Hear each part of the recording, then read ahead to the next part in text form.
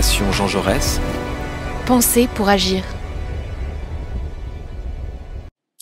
Bonjour à toutes et tous et merci beaucoup pour cette proposition de la Fondation Jean Jaurès de revenir 30 ans après la mort de Pierre Bérégovoy sur la carrière, le parcours atypique de celui-ci, de cet homme qui a marqué la Ve République, qui a été Premier ministre pendant 11 mois, mais qui a été aussi ministre de l'économie et des finances et également ministre des Affaires sociales, un des principaux leaders du Parti socialiste dans les années 70 et 1980.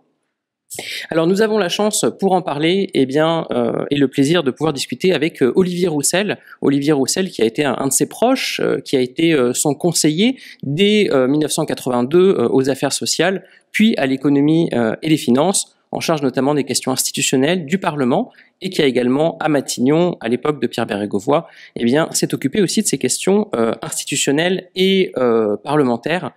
Merci à vous pour votre témoignage, et qui est aujourd'hui conseiller d'État. Alors je voudrais revenir dans un premier point sur finalement le parcours social singulier de Pierre Bérégovoy, qui contraste beaucoup finalement avec ses contemporains, à une époque dans les années 1970-80 où arrive une génération de jeunes hauts fonctionnaires qui sont issus majoritairement de l'ENA et qui viennent amener un côté plus technocratique, comme on l'a souvent dit, à ce parti socialiste, qui le professionnalise aussi, qui l'apprennent le fonctionnement de l'appareil d'État. On a un Pierre Bérégovoy qui tranche avec ce parcours-là, lui qui finalement se targuait de n'avoir comme diplôme que 2 CAP, qui a été ouvrier, et c'est aussi très rare dans le monde politique, jusqu'à nos jours d'ailleurs, d'avoir quelqu'un qui est passé par le monde ouvrier, puisqu'il était tourneur-fraiseur chez Frankel pendant la Seconde Guerre mondiale. On a un homme qui connaît très bien le monde du travail dans ses aspects les plus concrets, puisque il a été d'abord salarié de la SNCF, il s'est occupé d'une gare, puis il est entré par la suite à GDF, où il va passer presque 30 ans de sa carrière, de simple gazier jusqu'à la direction de la SNCF à la fin des années 1970. On a donc quelqu'un qui a un parcours assez singulier. J'ai également oublié de dire qu'il a été résistant à un très jeune âge, ce qui là aussi tranche avec ceux qui seront aux manettes dans les années 70-80, qui sont souvent d'une autre génération, plus jeune et qui n'ont connu la guerre que par la mémoire finalement de leur enfance. Enfin, ce parcours singulier, c'est aussi celui d'un fils d'immigrés, fils d'un russe blanc, qui s'est donc opposé aux bolcheviks au moment de la révolution communiste de 1917, ukrainien en réalité, puisque son père était né en Ukraine, et d'un milieu extrêmement modeste, ce qui l'amènera justement à commencer à travailler très jeune, là où beaucoup d'autres de sa génération commencent à accéder au lycée et par la suite aux études supérieures. Est-ce qu'il gardait finalement un complexe par rapport à ces hauts fonctionnaires, à ceux qui avaient fait de grandes écoles, dans son rapport à la connaissance, dans son rapport à l'expertise ? Alors oui et non. Oui, parce que probablement sur les codes sociaux ou l'accès à un certain nombre de relations parisiennes, dans les dîners où on apprend des choses, dans les relations interpersonnelles, il était certainement en décalage. Par contre, il avait une certitude, c'est d'avoir la compétence, parce que il a ce double parcours, ce parcours technique. Son père, qui était un immigré ukrainien, avait toujours voulu qu'il ait un travail manuel, qui lui semblait être la certitude de la survie économique. En même temps, à 25 ans, il est conseiller dans un cabinet de Christian Pineau. Donc, il a cette capacité de travail hors norme, de conception de l'action politique. La légende veut que petit élève, il avait un cahier sur lequel il composait des gouvernements et il refaisait des majorités. Et il va, lorsqu'il rencontre Pierre Mendès France après un meeting en Normandie, concevoir des notes qu'il lui transmet et qui sont des notes d'une certaine manière de technocrate qui s'invente sa compétence. Mais cette compétence, il l'acquiert aussi à Strasbourg, l'école du travail de Gaz de France, et il lit énormément, il travaille énormément, donc intellectuellement, il n'a pas ce complexe. C'est la raison pour laquelle, à un moment donné, d'ailleurs, il revendique le ministère de l'économie et des finances, ce qui surprend quelques-uns, et sa compétence, il en prouve l'effectivité. Donc, il n'a pas le complexe intellectuel, et son père a eu là aussi un double positionnement. C'est un menchevique, donc il perd la bataille contre les bolcheviks. Il était officier de l'armée ukrainienne, donc il avait un certain niveau et il avait cette capacité, cette culture de la direction et du meneur d'hommes. Donc il a, Pierre Bérégovoy, tous ces éléments-là. Intellectuellement, il n'est pas complexé, il ne le ressent pas. Socialement, il voit qu'il y a des murs sur lesquels il n'est pas admis dans les cénacles, mais je ne pense pas qu'il en ait souffert en réalité. Toute sa vie, il a gardé une vie assez simple, finalement. Hein. Il vivait eh bien dans des petits appartements, puis par la suite des pavillons. Il aimait sa vie de famille. Il avait une vie extrêmement rangée. Est-ce que dans son attitude quotidienne, ce milieu modeste, finalement, continuait à le marquer? Oui, il avait un mode de vie assez spartiate. Et il avait des habitudes dites populaires et donc des souhaits qui étaient des souhaits assez simples, de boire avec ses amis, ses conseillers, de retrouver la convivialité qu'il avait toujours connue dans sa vie militante. Et je crois que ce qu'il avait gardé en lui, d'une certaine manière, c'est un peu ces discussions au café tenues par ses parents où on parle politique jusqu'à des heures tardives, et où la passion l'emporte sur les biens matériels de ce bas monde. Et Pierre Bérégovoy, c'est d'abord la passion intellectuelle du débat d'idées, en réalité. Et donc ça transgresse tout, et ça dépasse tout, et ça, il l'a gardé jusqu'au dernier jour de sa vie, où il continue avec d'autres à aller avec Didier Boulot, député maire de Nevers qui va lui succéder, ce besoin de fraternité dans le débat, en fait. Voilà. Alors, vous avez évoqué tout à l'heure son entrée, son passage éphémère au sein du cabinet de Christian Pineau. Il rentre effectivement dans un cabinet ministériel parce qu'il est engagé à la SFIO. Hein, juste après la guerre, il sent que c'est là où il a quelque chose à faire. Il a un fort militantisme politique. Il est membre donc de la SFIO. Il va être à la tête des jeunesses socialistes de la Seine-Maritime. Il va également s'engager dans le monde syndical, qui va être très important pour lui, d'abord à la CGT, puis au moment de la scission, eh bien, au sein de EFO, où il restera finalement un adhérent important et combatif tout au long des années 50, 60 et même 1970. C'est effectivement à ce moment-là, et vous l'avez évoqué tout à l'heure, où il fait la rencontre d'un homme qui va être décisif dans son parcours. C'est Pierre Mendès France, hein, élu de la Normandie, une des figures majeures de la Troisième et de la Quatrième République. En quoi, finalement, Mendès France va profondément le marquer dans sa manière de concevoir la politique et le gouvernement? Alors, je crois que ce qui correspond chez Pierre Mendès France aux aspirations et à la structure de Pierre Bérégovoy, c'est la rigueur et la vérité. La rigueur dans la pensée, c'est-à-dire ce besoin d'expliquer, de structurer, d'organiser, qui correspond bien d'ailleurs à son passé de syndicaliste, et d'autre part, ce rapport à la vérité, dire la vérité, voir loin pour voir juste, qui est une phrase qu'il répétait très souvent, qui est une phrase de Pierre Mendès France, et structurer, penser le long terme, et dire la vérité. Voilà, les deux aspects de la personnalité de Pierre Mendès France qui fascinent Pierre Bérégovoy.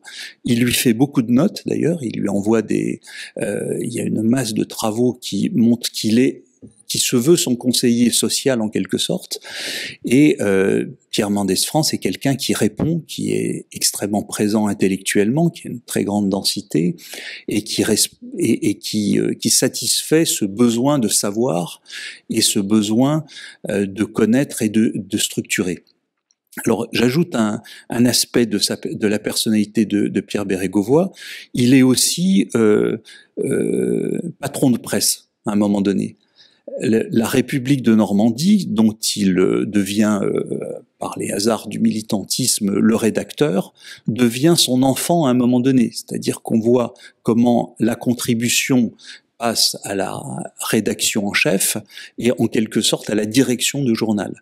Et là, il a une espèce de deuxième vocation qui fait qu'il écrit énormément de textes, il passe des nuits et il a un rapport fusionnel avec ce journal, dont il s'entretient d'ailleurs avec Roland Leroy, qui deviendra directeur de l'Humanité, alors qui le sépare idéologiquement de lui, mais qui fait que toute sa passion politique et tout son besoin de passer par l'écrit, il y a une sacralisation de l'écrit chez Pierre Bérégovoy à travers ce journal et à travers la relation à Pierre Mendès France. Il écrit beaucoup et il reçoit des commentaires, donc il y a une satisfaction à travers cet écrit qui est une des caractéristiques aussi de cette génération politique. Alors en 1958, il fait partie de la minorité au sein de la SFIO, c'est-à-dire ceux qui s'opposent à la politique de Guy Mollet en Algérie, et ce qui va le conduire avec eh bien, les autres, notamment Édouard Depreux, Alain Savary, à quitter cette SFIO, à faire scission et à créer un nouveau parti, le PSA, qui deviendra en 1960 le PSU, où il retrouve justement Pierre Mendès France, lui qui eh bien, avait cette sympathie pour Mendès France, mais qui n'en était pas un des proches. Comment va-t-il renforcer ses liens avec cette figure qui pour lui est vraiment marquante? Comment va-t-il s'imposer finalement comme l'homme des affaires sociales dans l'entourage de Mendès France? Alors là aussi, parce que Pierre Bérégovoy n'a pas les clés d'un milieu social qui se voit, qui échange, c'est beaucoup par l'écrit, par le travail, les notes, les contributions, l'organisation. Pierre Bérégovoy est quelqu'un de très organisé, qui dort peu, qui est toujours le dernier qui rédige les notes de synthèse après des nuits dont le PSU est le grand le grand organisateur. Et dans cette confusion en quelque sorte, parce que une partie de cette organisation le choque, le côté pré-68 art d'une certaine manière, qui est pas du tout dans sa culture, lui c'est l'homme de l'organisation et il trouve avec Mendès France ce côté structuré qui évite la dérive gauchiste en quelque sorte du PSU, avec cette proximité avec les jeunes radicaux dont son conseiller et ami Régis Parenque, Harris Puiset, qui sont des gens très organisés, très structurés. Donc c'est cet aspect-là qui fait qu'il y a une proximité avec Pierre Mendès France qui est très intellectuelle, effectivement. Alors il va suivre le parcours de Pierre Mendès France au sein de ce PSU. Vous avez dit qu'effectivement il vit assez mal ce côté pré-68 et notamment mai 68 où le PSU va devenir un peu un parti échevelé pris par ce mouvement révolutionnaire. Ça ne plaît pas beaucoup ni à Pierre Mendès France ni à Pierre Bérégovoy et ça va être un moment de rupture finalement avec ce parti. Et là il va décider de rejoindre finalement la vieille maison, de revenir à la SFIO en fin de vie.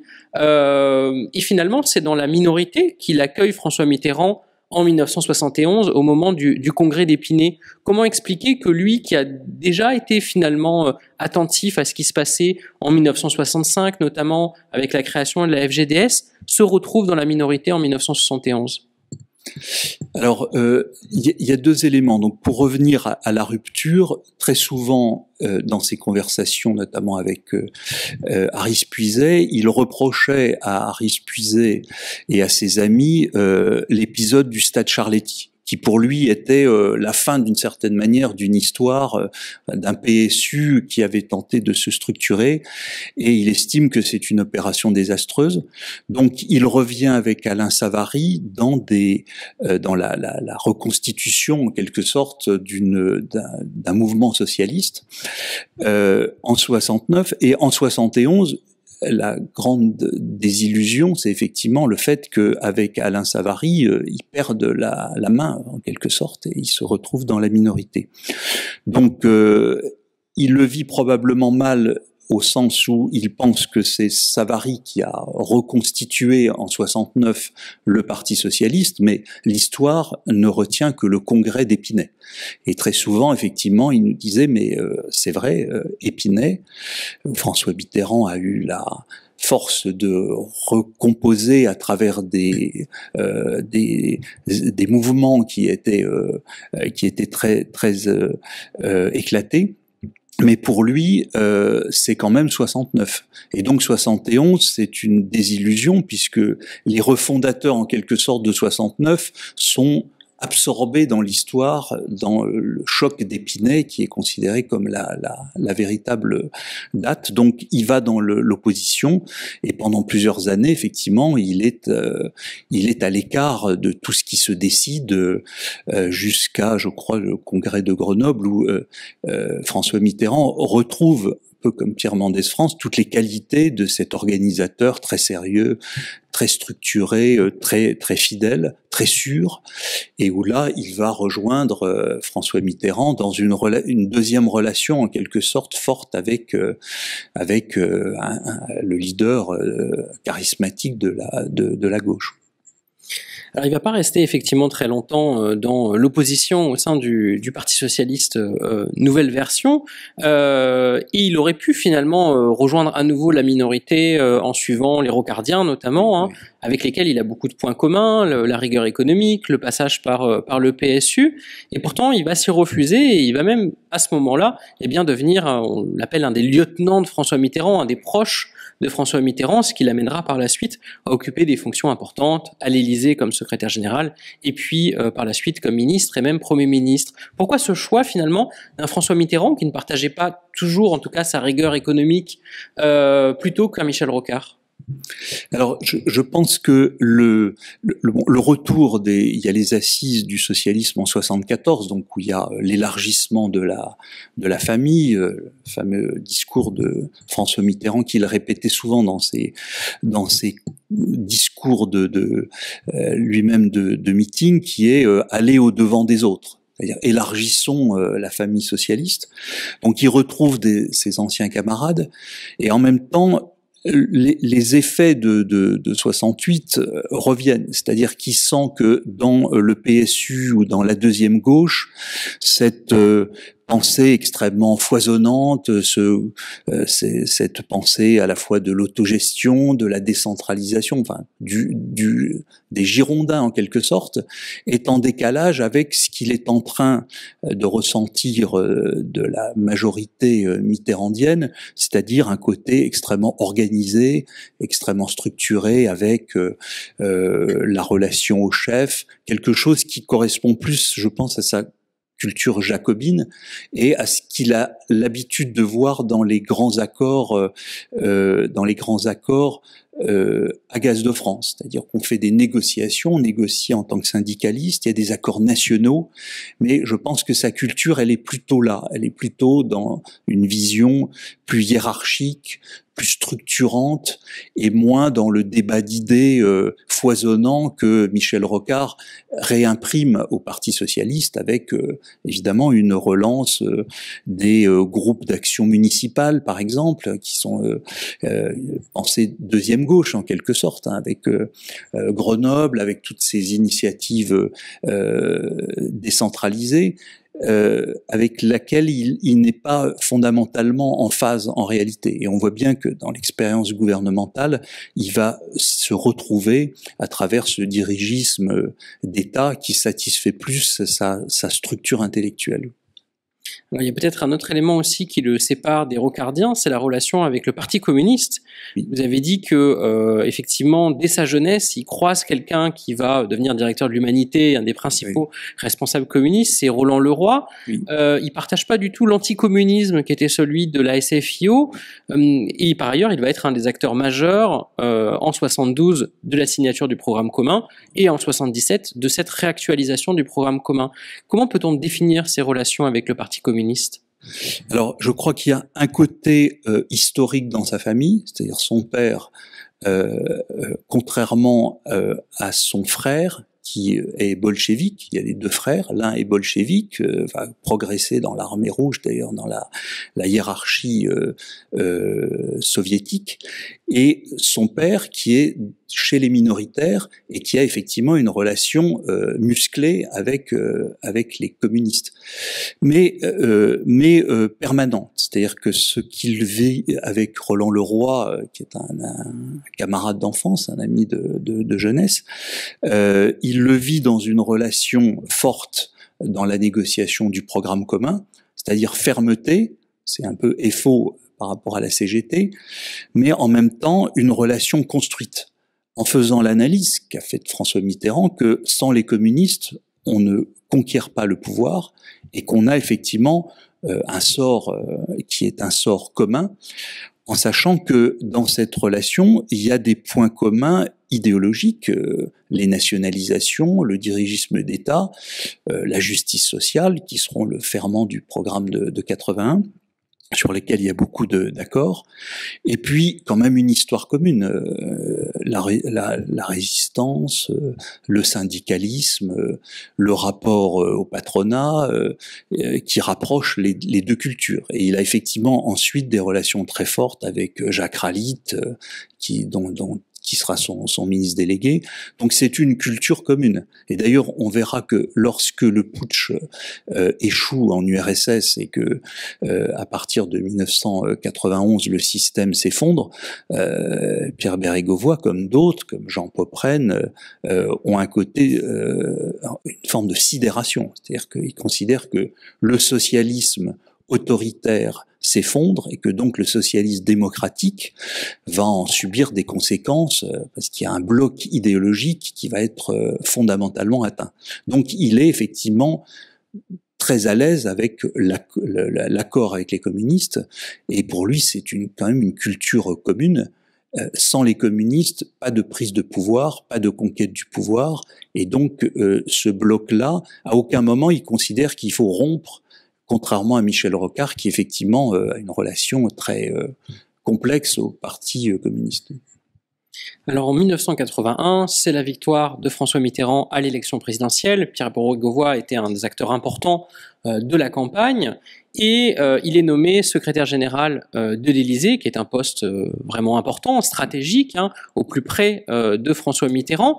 Il est le premier à ne pas être un haut fonctionnaire à arriver à ce poste-là et il sera d'ailleurs un des seuls sous la Ve République. Mais pour lui, il aspire à encore plus important. Il l'avait dit avant 1981, il veut devenir ministre, et notamment il veut devenir ministre des Affaires sociales, dont il s'est imposé comme un des spécialistes dans le PS des années 1970. Cette consécration, elle arrive fin juin 1982, où il remplace Nicole Questiot à la tête de ce ministère des Affaires sociales. Quelle vision finalement il a des affaires sociales, lui qui a une bonne connaissance du monde de l'entreprise, des deux côtés, celui du syndicaliste et celui du patronat? Alors, il y a deux aspects. Effectivement, il y a deux enjeux qui sont des enjeux à la fois d'équilibrage des comptes et de financement des mesures qui ont été annoncées depuis 1981, puisque a été annoncée et mise en œuvre la retraite à 60 ans, la revalorisation de l'ensemble des minima sociaux de façon assez puissante, la réduction du temps de travail, et donc ces mesures-là, elles vont donner lieu à des dépenses budgétaires importantes, notamment pour l'hôpital public, et à quelques dérives qui sont pas des dérives de gauche entre guillemets, la dérive des actes radiologiques, de la pharmacie. Donc lui, il a une approche extrêmement pragmatique des comptes en disant ce déficit de 60 milliards de francs, on peut le réduire. Ça n'est pas, il y a des mesures techniques à prendre et il met en place le budget global des hôpitaux, qui est redemandé aujourd'hui, qui est d'actualité, puisque la tarification à l'acte a totalement dérivé. Donc, il baisse les remboursements pour la radiologie, les pharmacies, il se heurte au lobby pharmaceutique, mais il prend ces mesures-là. Il fait des mesures de gestion de la trésorerie de la sécurité sociale. Mais à côté de ça, il y a en novembre 1982 une négociation très dure sur l'assurance chômage pour sauver le système. Et il dit il faut prendre ces mesures-là. Donc il les prend, mais il négocie pendant des nuits avec les partenaires sociaux de l'époque, car c'est un négociateur. À Gaz de France, il dirigeait une filiale de Gaz de France, donc c'est un organisateur à la fois chef d'entreprise mais syndicaliste. Il a cette double culture. Et donc, dans cette année-là, il remet très vite en ordre les comptes de la sécurité sociale, aussi bien sur l'assurance maladie que sur l'ensemble des branches, et parallèlement, il organise les élections à la sécurité sociale. On a oublié ça. Les seules élections dans les conseils de la sécurité sociale étaient organisées par Pierre Bérégovoy, et tout ça, c'est une négociation et un débat permanent avec les organisations syndicales.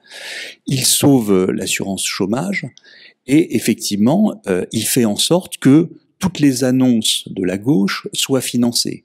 La loi Roudy pour la retraite des femmes, les mesures concernant les différentes les effets de l'abaissement de l'âge de la retraite, et des mesures sur des catégories qui étaient totalement hors de la sécurité sociale, les polypensionnés des zones de montagne. Enfin, on prend toutes les mesures qui en fait vont être financés, puisque fin 84 comme fin 85, les comptes de la sécurité sociale sont à l'équilibre. Voilà, mais il le fait dans une négociation permanente parce qu'il aime la négociation. Je me souviens le croiser au petit jour à 8 heures du matin au ministère, sortant de ces négociations interminables, mais qui ont abouti à des accords, en sachant que parallèlement, il y a tous les accords de pré-retraite sur la sidérurgie, les charbonnages, toutes les mesures qui étaient liées à la fermeture de ces sites, qui ont été évidemment des moments traumatisants pour la gauche, mais qui n'ont pas laissé les salariés sur le bord de la route. Alors, après ces 2 ans au ministère des Affaires sociales, en 1984, au moment du remaniement et où Pierre Mauroy quitte la direction du gouvernement, c'est Laurent Fabius qui est nommé Premier ministre. Pierre Bérégovoy avait d'ailleurs été envisagé parmi les potentiels primo-ministrables. Il est néanmoins, il trouve un nouveau poste puisqu'il est nommé ministre de l'économie et des finances. C'est lui qui était candidat, semble-t-il, à ce poste. Hein. Il l'attendait, alors que par contre, il n'était pas forcément attendu par les autres. Pourquoi Laurent Fabius et François Mitterrand font le choix de lui comme ministre de l'économie et des finances ? Alors, le débat, il a lieu en 83, mais surtout en 84, sur qui pour succéder à Pierre Mauroy. 83, la chose se règle assez vite. En 84, il y a la grande manifestation sur l'enseignement privé. Il y a aussi l'usure du pouvoir, et donc il y a un changement de Premier ministre. Il est en piste d'une certaine manière, mais ce qu'il souhaite, c'est le ministère de l'économie et des finances, où il est, alors qui est un vieux rêve d'une certaine manière, très ancien, puisqu'il faisait à Pierre Mendès France des notes en matière économique, et que toujours au sein du Parti socialiste, il s'est mêlé de ses affaires. Il a fait des notes sur la situation économique quand il était ministre des Affaires sociales, et il y a deux vecteurs chez lui, c'est le franc et son pouvoir d'achat, et on retrouve des passages des livres de François Mitterrand consacrés au franc fort, qui nous fait relire régulièrement, je ne sais plus si c'est La Paille ou Le Grain, il y a des chapitres où il dit « Regardez ma contribution au livre de François Mitterrand. Regardez, c'est un vieux thème. » Et donc, il ressort ses notes sur le franc fort. Le franc, c'est le pouvoir d'achat de la nation France, donc y compris des gens modestes. Et puis le deuxième point, c'est la désinflation, ce qu'on a appelé la désinflation compétitive, toujours quand il dit quand les prix prennent l'ascenseur, les salaires prennent l'escalier. Et donc, il faut casser cette inflation qui était à près de 14% en 1981 et qu'il va contribuer à ramener à 5%. Parce que c'est évidemment la ruine des petits épargnants.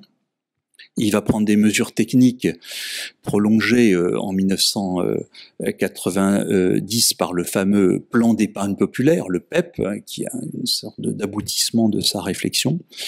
Donc sauver l'épargne populaire, sauver le pouvoir d'achat.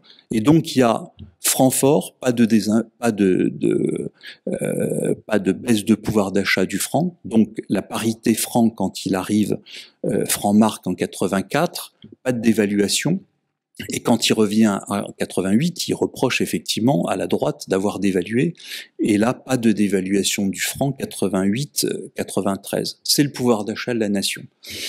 Et puis, à côté de ça, il veut faire respirer le mode de financement de l'économie, donc supprimer le coût budgétaire des bonifications qui interviennent dans tous les domaines de façon assez pesante. Mais il faut voir qu'en 1984, il est le tout-puissant ministre de l'économie et des finances d'un gouvernement qui est politiquement tout-puissant. L'Europe est balbutiante, la décentralisation également. On a tout nationalisé, donc il est le ministre qui a la tutelle sur les banques publiques, les industries publiques, les assurances, qui fixe les prix, qui convoque les PDG de Gaz de France ou d'EDF pour fixer les prix, et qui met en place des mesures pour casser l'inflation, ce qu'il réussit à faire. Donc, il y a ces deux aspects-là. Le troisième aspect, c'est l'international, les fameux accords du Plaza de 1985, où on stabilise les parités monétaires pour éviter tous ces mouvements de spéculation. Et puis, il y a aussi des mesures puissantes pour faire des économies. Il y a la fin de la fiscalité sur l'emprunt Giscard, qui donne lieu à une nuit parlementaire ébouriffante, puisque on casse cet emprunt, enfin la fiscalité sur cet emprunt qui était indexé sur l'or, avec un débat pendant une nuit qui est très dur. Les marchés financiers qui étaient censés réagir finalement accueillent la mesure, et on crée la tranche supérieure sur l'impôt sur la grande fortune pour financer ce qu'on appelait la nouvelle pauvreté, en fait, qui était le financement de la grande pauvreté. Donc il a cette logique qu'il poursuivra après 88, pouvoir d'achat des classes populaires. Alors c'est effectivement quelque chose qui va poursuivre par la suite, donc il redeviendra, après l'épisode de la cohabitation entre 1986 et 1988, il redevient ministre de l'économie et des finances en 1988 au sein du gouvernement de Michel Rocard puis d'Édith Cresson. Il va poursuivre sur cette politique, comme vous l'avez dit, de désinflation, de lutte pour le franc fort, et également il accorde une grande importance à la rigueur budgétaire. Là aussi, c'est quelque chose qui lui vient de Pierre Mendès France ?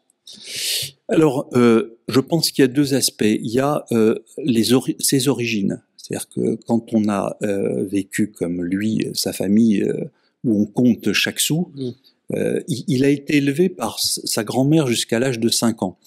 Et très souvent, il avait cette référence, et il l'a eu d'ailleurs dans un discours qu'il avait fait en 1984, bon, un sou est un sou.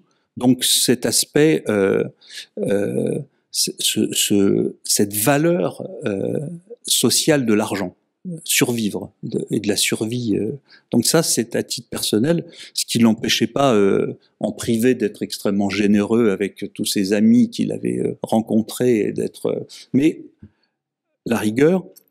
Et ensuite, la logique qui est que quand on est endetté à une période où effectivement la France socialiste se retrouve devant une espèce d'hostilité internationale et de difficulté à refinancer la dette, si on est endetté, on perd sa souveraineté et on a des taux d'intérêt qui ruinent l'action publique.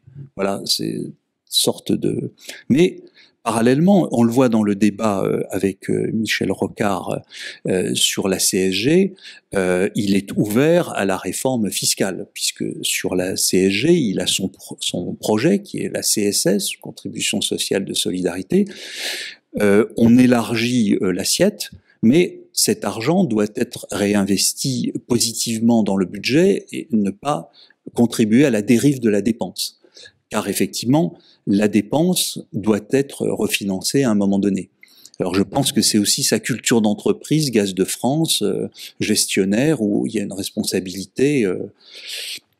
Voilà un peu ce qu'il estime être justice sociale s'accompagne de rigueur financière, voilà. Mais pas rigueur sociale. La rigueur financière n'est pas la rigueur sociale chez lui, il le redit régulièrement, il n'y a pas confusion des termes. Voilà. Alors ces trois mêmes passages à l'économie et les finances, ce sont aussi des moments importants de libéralisation des marchés, de dérégulation, d'adaptation à la nouvelle donne à la fois européenne, puisque c'est le moment vraiment d'approfondissement de cette construction européenne, et également d'adaptation à la nouvelle donne mondiale. On sait que c'est une des grandes phases de la mondialisation. Quelle était sa vision de cette dérégulation? Est-ce que, comme certains, notamment chez ses opposants, ont pu le dire par la suite, il était le grand apôtre de la libéralisation et de la dérégulation, ou est-ce qu'il y avait une autre logique finalement qui s'accordait avec le programme socialiste? Alors le premier point, c'est que, je le disais tout à l'heure, le contexte, c'est que on est dans une économie extrêmement administrée, à tel point d'ailleurs qu'il va bloquer les licenciements de Talbot et Citroën lorsqu'il est ministre des Affaires sociales, parce qu'il y a l'autorisation préalable de licenciement. Donc on est dans un système très administré qui lui va bien, les nationalisations, il les a jamais remises en cause, et il valide pendant la campagne de 88 le nini de François Mitterrand. On a suffisamment nationalisé, on ne privatise pas, on ne reprivatise pas. La limite, c'est le système de financement de l'économie à l'époque qui fonctionne beaucoup par des prêts bonifiés, qui ont un coût budgétaire important et un coût administratif également. C'est-à-dire, on bonifie les emprunts au logement, on bonifie les prêts à l'industrie avec des systèmes extrêmement compliqués. Et il dit ça, il faut le déverrouiller. Et il faut avoir de nouveaux instruments financiers pour avoir ce qu'on appelait à l'époque l'open market, c'est-à-dire des contributions financières qui soient sur une dette ou des produits attractifs et sortir de cette logique de suradministration des bonifications qui donnait lieu à toutes sortes de contestations et de lourdeurs. Voilà, c'est ce à quoi il met fin. Mais ce n'est pas le libéralisme échevelé. Il faut regarder un peu historiquement. La deuxième chose, on le voit dans une lettre qu'il va créer en 1986, qui s'appelle Économie et liberté. La lettre Économie et liberté, c'est aussi de faire en sorte que les acteurs économiques et qui ont de l'énergie et qui ont des projets ne soient pas bloqués par une administration tatillonne avec ses systèmes de bonification. Et donc, économie et liberté, ça veut dire qu'il faut encourager l'initiative économique. Alors, entre-temps, il s'est aussi installé à Nevers, dont il devient le maire en 1983, après avoir cherché finalement un lieu où s'implanter. Il devient donc maire de Nevers, il en deviendra aussi député en 1986. Il va beaucoup œuvrer pour cette ville et pour ce territoire de la Nièvre, qui par ailleurs est cher à François Mitterrand, qui est lui-même un élu d'une commune du même département. Il va donc beaucoup œuvrer, notamment pour les logements, et en particulier les logements sociaux. C'est une ville qui était pas mal en déficit sur cet aspect. Il va également réaménager la ville en la modernisant. Il va également aussi entretenir ces terrains verts. On peut penser au chemin de halage qui lui était cher, qui seront son affiche de campagne et qui seront malheureusement aussi le lieu où il va mettre fin à ses jours. Il va également rénover le palais ducal, dont il va faire un des hauts lieux et qu'il va rendre symboliquement aux habitants de Nevers, puisque ça deviendra un lieu gratuit où auront lieu également les mariages des habitants de la ville. Qu'est-ce que représentait cette ville pour lui? Alors, d'abord, au départ, en 1983, il aspire à être maire de Clichy. Parce qu'il habite à Clichy, parce que il a beaucoup voyagé électoralement. Il a été candidat. Il était en Seine-Maritime, dans l'est de la France, à Versailles, à Maubeuge, à Brive-la-Gaillarde, passant des nuits dans des trains. Et il se dit, cette fois c'est Clichy, j'y habite, c'est là où j'ai mes habitudes. Voilà. Mais le président Mitterrand envoie Jacques Delors à Clichy et souhaite que dans son fief nivernais, Pierre Bérégovoy, auprès du docteur Benoît, qui était le maire donc de Nevers, s'implante. Donc la première partie est assez douloureuse puisque il faut aussi s'implanter. Il y a des cantonales où il est élu avec un scrutin très serré. 6 voix près. Ouais. 6 voix près. Le Canard enchaîné, enfin la campagne dit Béret 6 voix. Il prend ses colibets assez mal.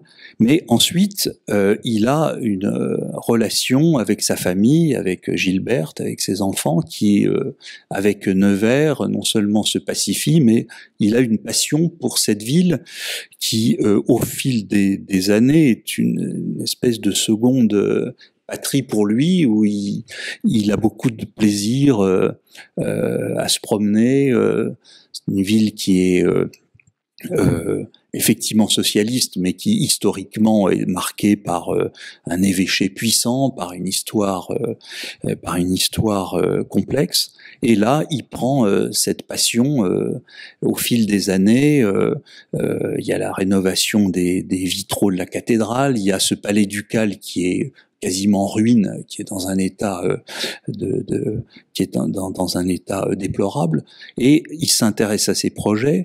Il crée un conseil municipal des enfants. C'est une passion qu'il tient à présider même dans la période où il est extrêmement pris par ses engagements parisiens. Il va présider le conseil municipal des enfants.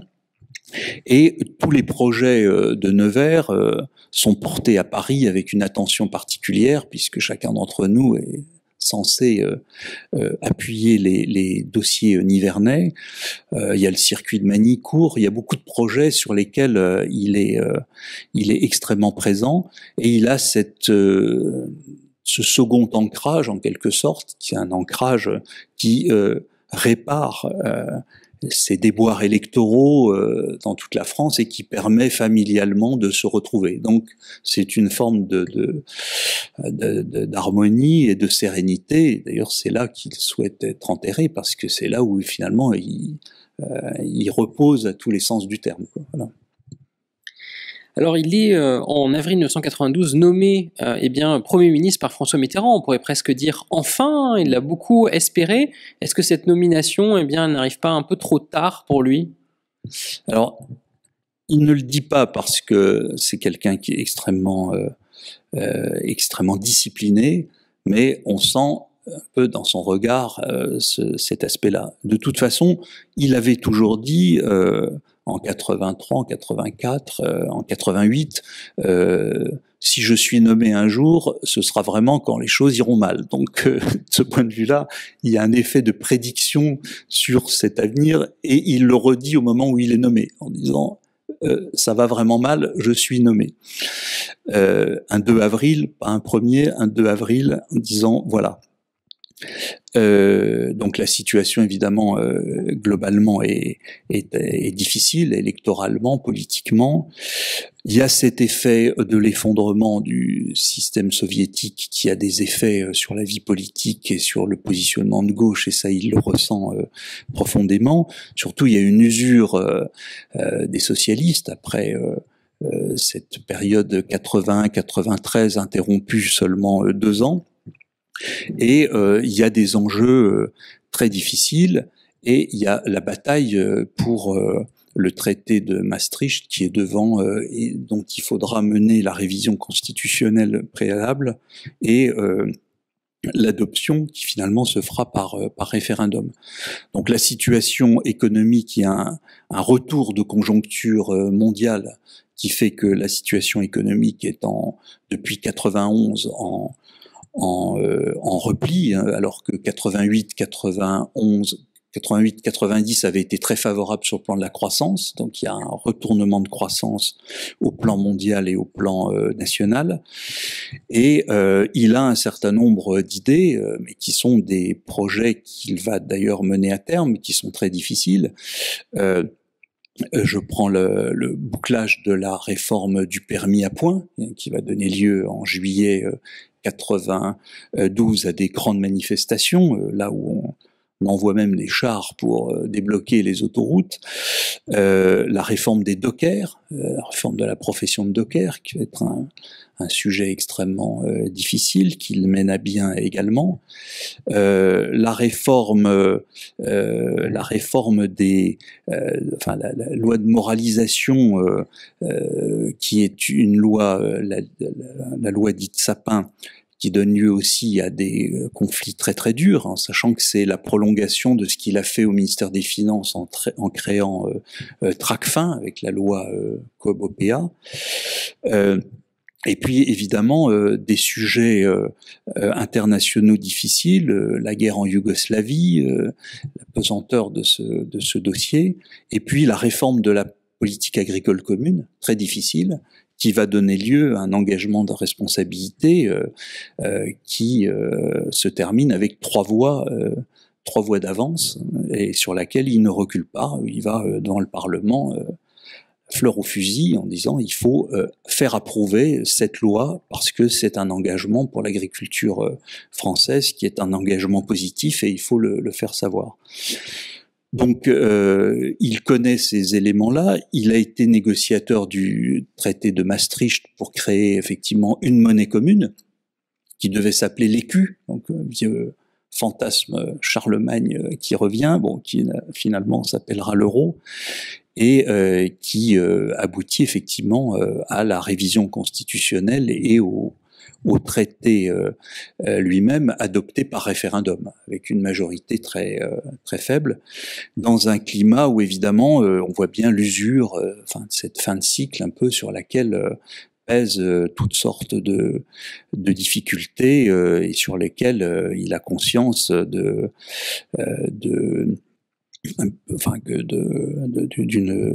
fin de cycle, en sachant qu'il y a quand même des initiatives qui sont prises, notamment une initiative oubliée maintenant, l'Alliance des Français pour le progrès, une tentative de refaire un peu l'UDF et d'agglomérer les forces de gauche à travers l'ADFP, mais qui se heurtera à des résistances, y compris du Parti socialiste, qui ne veut pas céder sa position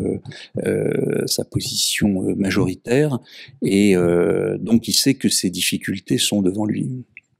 Alors on est en plus dans une majorité relative, hein. Vous avez rappelé que effectivement à l'automne 1992, il est l'objet d'une motion de censure et qui est évité de 3 voix seulement à l'Assemblée nationale, puisque le Parti socialiste seul n'a pas la majorité absolue et doit en fait en permanence faire des compromis avec d'un côté les communistes, mais qui à cette époque-là sont de plus en plus dans l'opposition, et également avec quelques centristes, mais qui autant étaient assez présents à l'époque du gouvernement Rocard, autant semblent préparer l'avenir, et notamment les législatives de 1993. Il n'est donc que 11 mois à Matignon, et pourtant dans ces 11 mois, il va faire beaucoup de choses. Vous avez rappelé notamment Maastricht et la défense qu'il va porter, alors même qu'il n'était pas forcément d'emblée quelqu'un de convaincu par le projet européen. Il arrive un peu sur celui-ci sur le tard, dans les années 80. On sait que notamment il va être associé par Valéry Giscard d'Estaing à des rencontres européennes,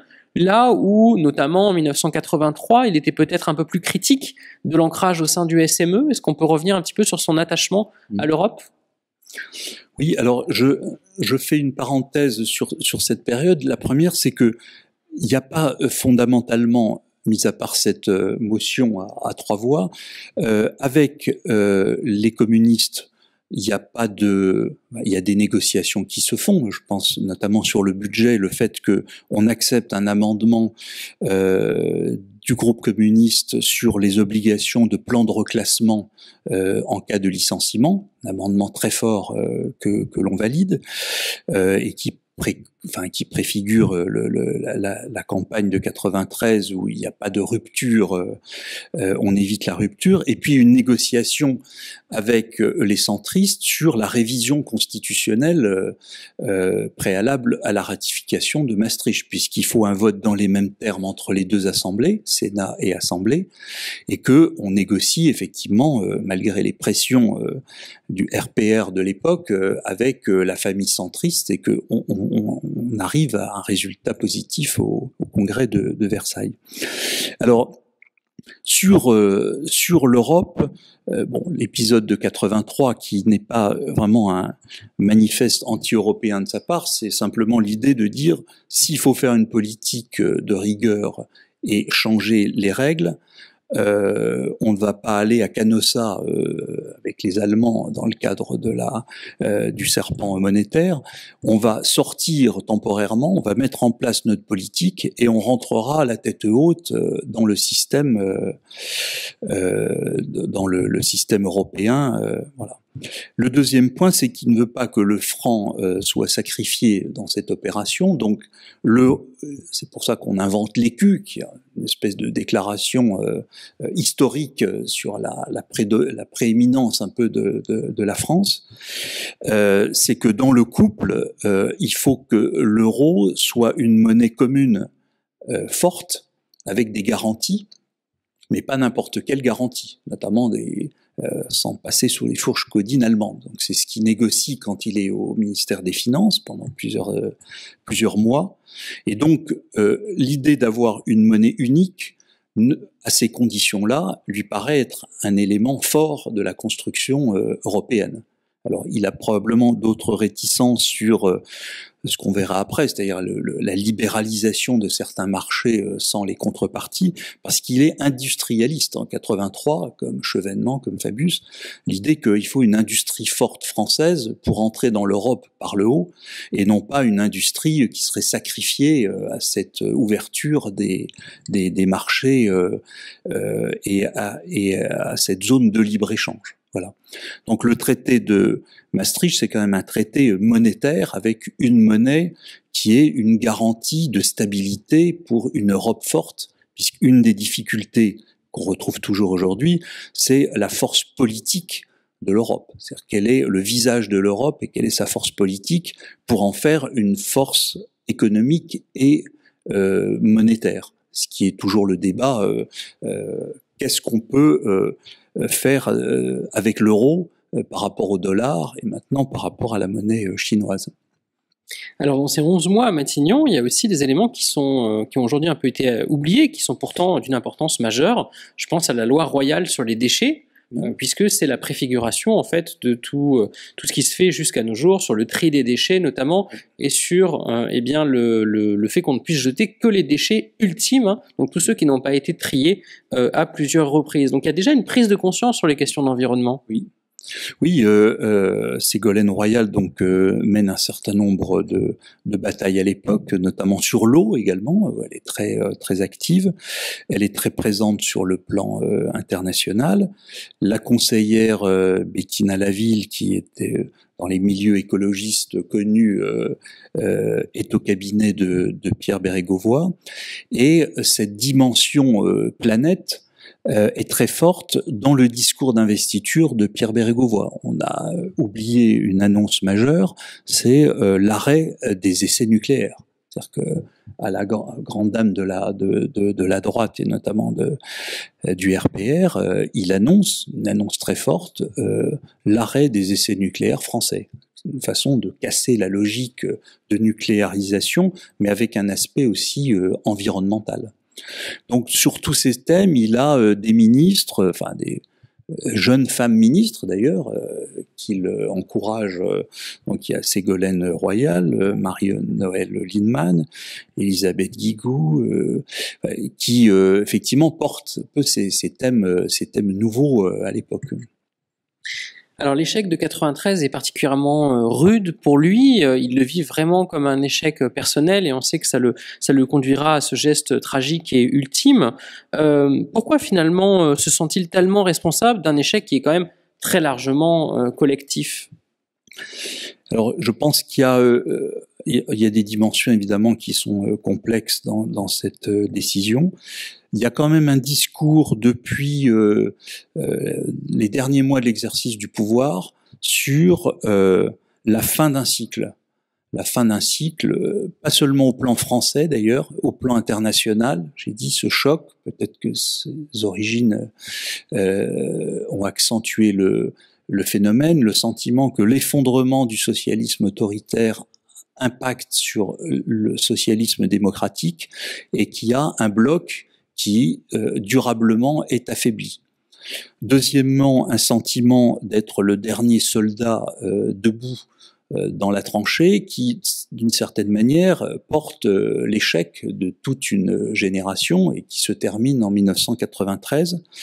Et puis une dimension personnelle, alors qui est peut-être liée, je ne sais pas, aux origines slaves ou à cette dimension que l'histoire, malheureusement, nous rappelle aujourd'hui à travers la tragédie d'Izium, dont son père est originaire, le côté, en quelque sorte, romain où on se sacrifie et où demain sera une autre histoire. Le sentiment de porter soi-même cette responsabilité, de l'assumer et de mettre fin à une période. Et d'une certaine manière, l'histoire lui donne raison, puisqu'en 1997, Lionel Jospin est Premier ministre et les socialistes reprennent le pouvoir. Mais c'est, je pense, une vision un peu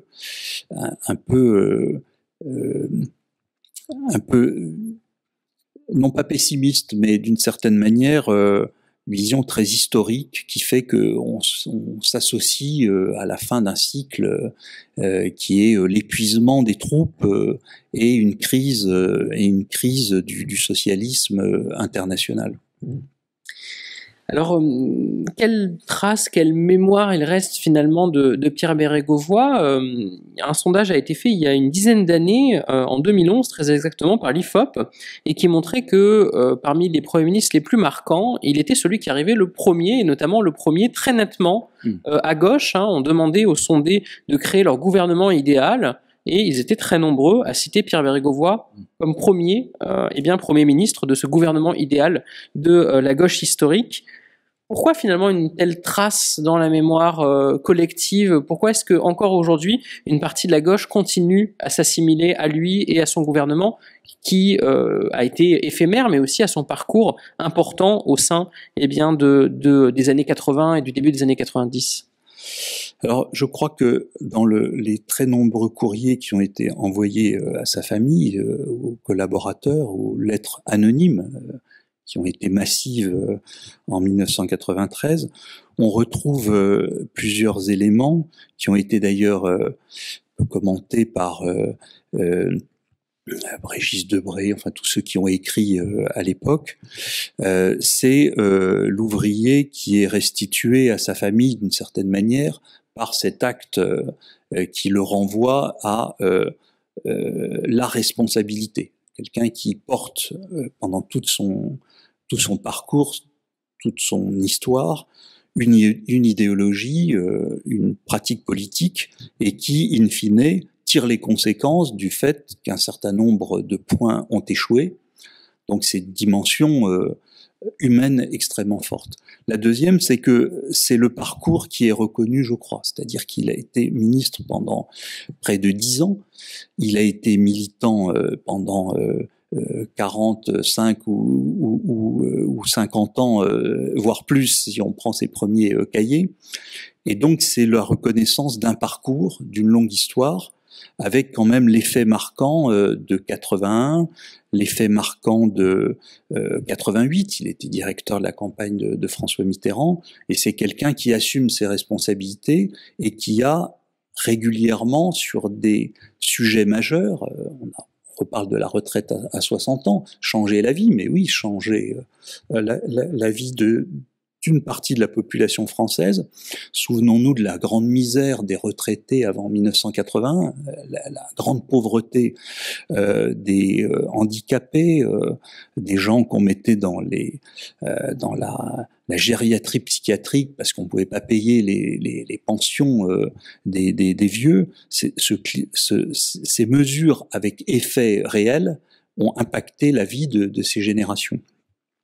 Et probablement cet acte qui est un acte significatif pour les gens, qui est le fait d'assumer.